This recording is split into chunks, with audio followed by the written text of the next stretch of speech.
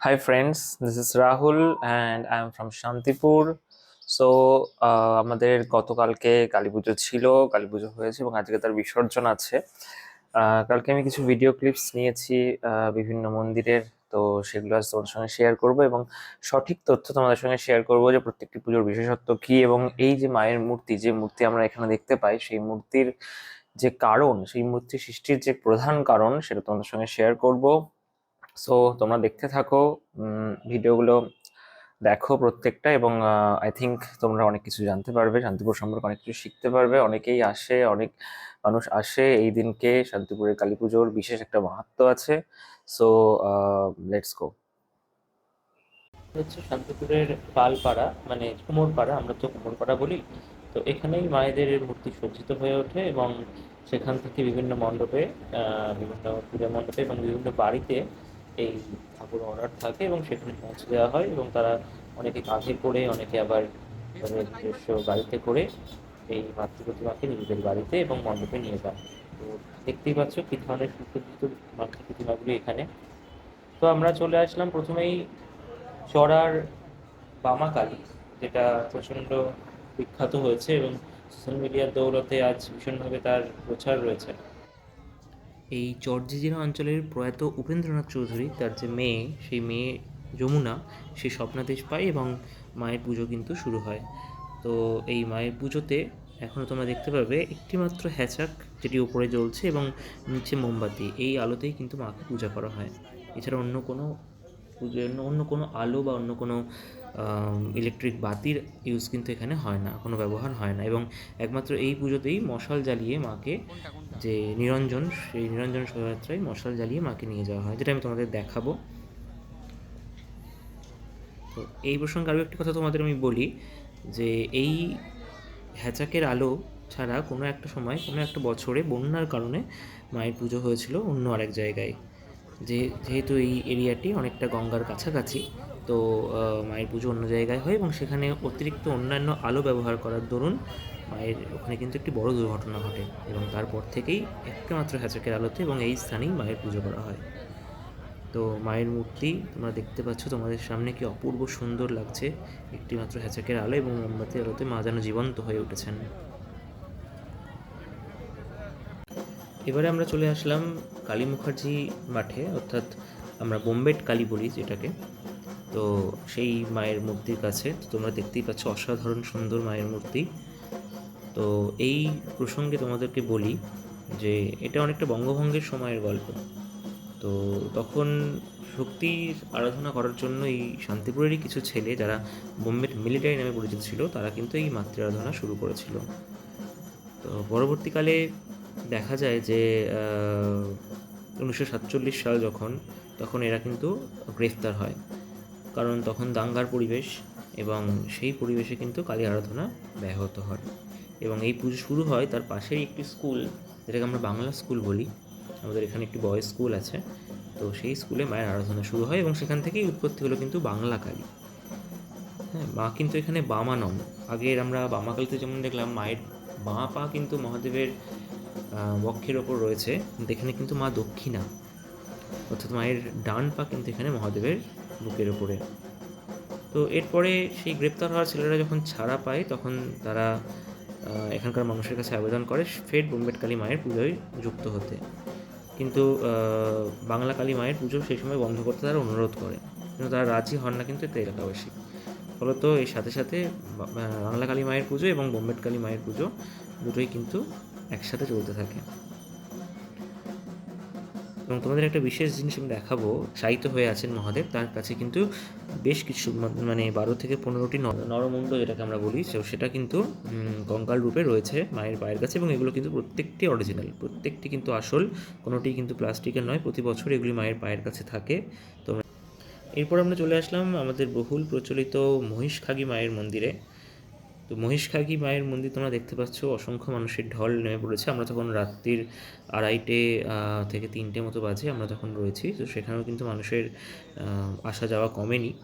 মায়ের যেহেতু আমাদের এক রাত্রেরই পুজো, একটা রাত্রেই শেষ হয়ে যায়, পরের দিনে কিন্তু আমাদের মাকে নিরঞ্জনের পথে নিয়ে যেতে হয়। তো তো দেখতে পাচ্ছ মহিষখাগী মায়ের আরাধনা। তো মা মহিষকাগীর একটি গল্প আমি তোমাদেরকে বলবো। আনুমানিক প্রায় 500-550 বছর আগে তখন এক তান্ত্রিক পঞ্চমুণ্ডির আসনে বসে সাধনা করতে গিয়ে মায়ের দর্শন পান। তো সেই থেকেই কিন্তু নদিয়ায় চালু হয়েছিল, নদিয়ার শান্তিপুরে চালু হয় মহিষকাগী মায়ের সূচনা। পুজোর শেষে মাকে নিরঞ্জন করা হয় কিন্তু কাঁধে করে। তো দিন গড়িয়ে রাত হয়ে গেছিলো, তাই কিন্তু এই বলির কাজ সমাপ্ত না হওয়ার জন্য এই বলির কাজ অপর্যাপ্ত রয়ে যায় এবং সেখান থেকে কিন্তু বন্ধ হয়ে যায় বলির কাজ। এরপর আমরা চলে আসলাম চাঁদনী মায়ের দর্শনে। তোমরা দেখতে পাচ্ছ চাঁদনী মায়ের রূপ। তো চাঁদনী মায়ের যে মন্দির, সেখানে বিভিন্ন রকমের ফল, বিভিন্ন রকমের মিষ্টান্ন এবং সেগুলোকে বিভিন্ন আকৃতি, যেমন ময়ূরের আকৃতি থেকে শুরু করে মাছের আকৃতি থেকে শুরু করে সেগুলো কিন্তু মায়ের উদ্দেশ্যে সেখানে দেওয়া হয়। তো এখানে একসাথে দুটি মন্দির আছে, ঘর চাঁদনী এবং বাহির চাঁদনী। তো দুই চাঁদনীতেই মায়ের আরাধনা করা হয় এবং এখানে কিন্তু এখনো বলির রীতি প্রচলিত আছে। এখনো কিন্তু মায়ের আরাধনার সাথে এখানে বলি দেওয়া হয়। তো চলো আমরা এবার এটা বাহির চাঁদনী মাকে দর্শন করলাম, এবার ভিতর চাঁদনী মায়ের দিকে আমরা এগোই।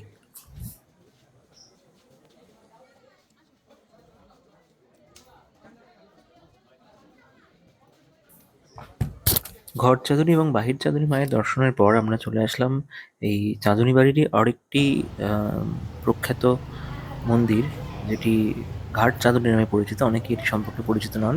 এটাও কিন্তু চাঁদনীদেরই একটি অংশ, যেটি ঘাট চাঁদনী নামে পরিচিত এবং মায়ের মূর্তির কিন্তু সূর্য অস্ত যাওয়ার আগেই বিসর্জন হয়ে যায় পরের দিন।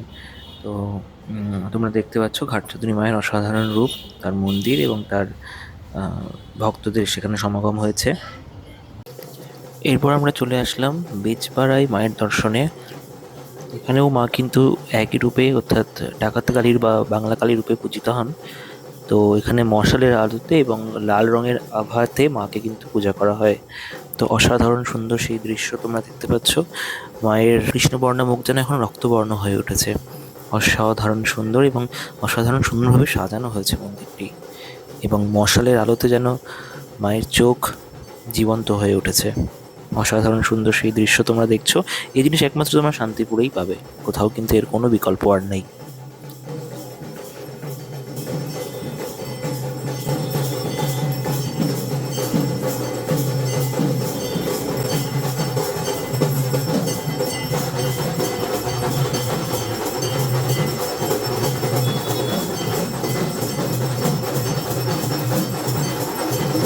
এরপর আমরা চলে আসলাম আমাদের মালোপাড়ায় অবস্থিত আনন্দময়ী মায়ের দর্শনে।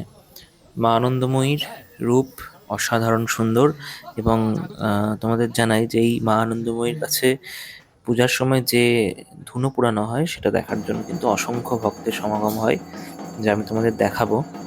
অসাধারণ সুন্দর মাতৃমূর্তি তোমরা দেখতে পাচ্ছ, পুজো হচ্ছে।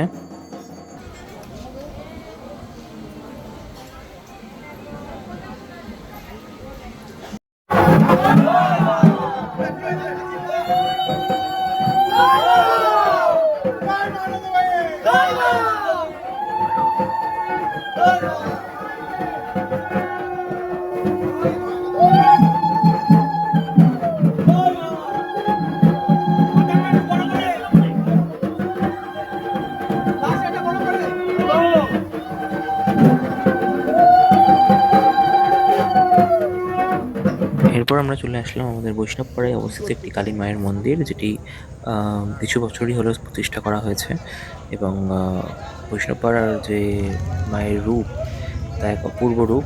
এবং তোমাদের জানিয়ে রাখি, এই বৈষ্ণবপাড়া কিন্তু আমাদের যে রাস উৎসব, শান্তিপুরের বিখ্যাত রাস উৎসব, সেখানে কিন্তু একটি বিশেষ শোভাযাত্রায় তারা অংশগ্রহণ করে, বিশেষ সুন্দর শোভাযাত্রায় তারা অংশগ্রহণ করে। তো সেটাও কিন্তু রাসের সময় আমি তোমাদের কাছে উপস্থাপন করব, তোমরা যুক্ত থাকো, দেখতে থাকো। দেখতে দেখতে আমরা চলে আসলাম মা আগমেশ্বরীর কাছে। এই পুজো আনুমানিক প্রায় 400-450 বছরের পুরনো। শান্তিপুরের যে অদ্বৈতাচার্য, তিনি তার পুত্র মথুরেশ গোস্বামী তার সাথে বিবাহ দিয়েছিলেন সার্বভৌম আগমবাগীশের। এই সার্বভৌম আগমবাগীশ ছিলেন পণ্ডিত কৃষ্ণানন্দ আগমবাগীশের প্রপুত্র। পরবর্তীকালে মথুরেশ গোস্বামী তার কন্যা সহ জামাইকে নিয়ে চলে আসেন শান্তিপুরে। সেখানেই মথুরেশ গোস্বামী তার বাড়ির থেকে কিছুটা দূরে এক পঞ্চমুণ্ডির আসন স্থাপন করে দেন তার জামাই অর্থাৎ সার্বভৌম আগমবাগীশের তন্ত্রচর্চার জন্য। যে পঞ্চমুণ্ডির আসন, এটিই কিন্তু আগমেশ্বরী মায়ের মন্দির।